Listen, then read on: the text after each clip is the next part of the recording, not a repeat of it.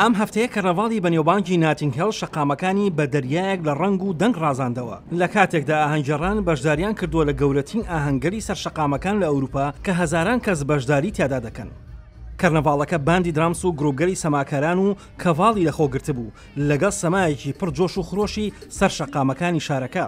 لە بەرەبەیانی ڕۆژەکەدا بۆ 72 خولەک بە بێدەنگی ڕاوەستان بۆ بەرزڕاگرتنی مەرگی ئەو 72 کەسەی کە بەهۆی گرتێبەربوونی تاوەری گرینفێڵەوە ساڵی پێشوو گیانیان لەدەستدا. مۆزیکژەنەکان ڕەنگی گەشاوایان پۆشیەوە و بە دیار ئامێرەکانیانەوە دانیشتون وەک ڕێزێک سیستەمەکانی دەنگ و مۆزیکی کاریبی و ئەوانی دیکەش پێکرا بۆ ماوەیەکی کورت خامۆش کران.